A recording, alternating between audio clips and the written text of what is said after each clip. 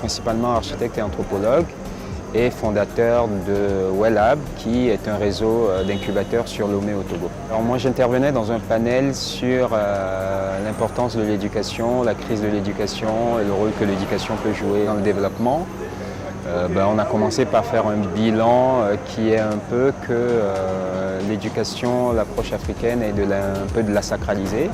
alors qu'on est dans des configurations aujourd'hui où les choses changent rapidement et qu'il faudrait donc voir comment intégrer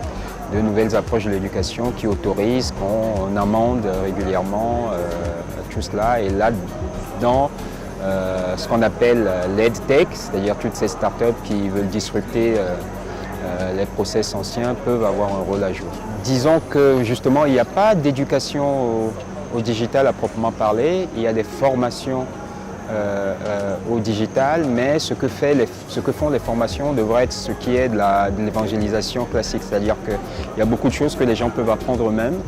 en allant passer du temps sur Internet, puisqu'aujourd'hui c'est possible d'avoir accès à l'économie de la connaissance sans mettre de l'argent, mais plutôt en investissant du temps.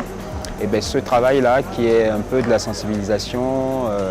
et de la vulgarisation d'Internet, c'est ce que font les centres de formation, alors que ça devrait être un préalable acquis par tout le monde spontanément, et les centres de formation devraient plutôt proposer quelque chose d'un peu plus spécifique et plus pointu. Et nous, on a un projet qui s'appelle UpCité, qui veut tendre vers la ville africaine de demain, en utilisant les nouvelles technologies. Et le constat qu'on fait, c'est que ce qui fait que les villages fonctionnent,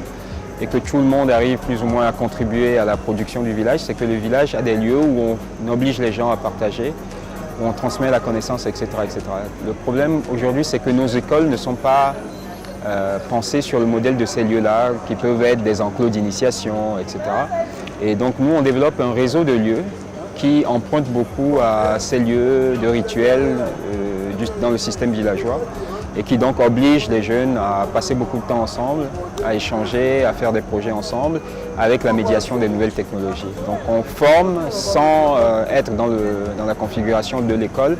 et donc on s'initie beaucoup plus rapidement et mieux de mon point de vue. Les enjeux sont énormes. On parle de populations africaines qui vont doubler d'ici 2050, et dans nos villes, ce qui va se passer, c'est que ça va plutôt tripler, puisque la population sera majoritairement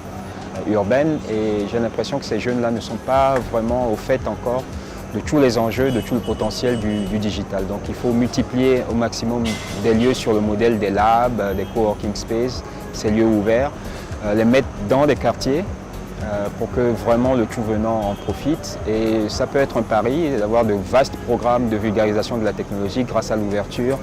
de lieux de proximité où les gens viennent s'initier gratuitement aux enjeux de cette révolution.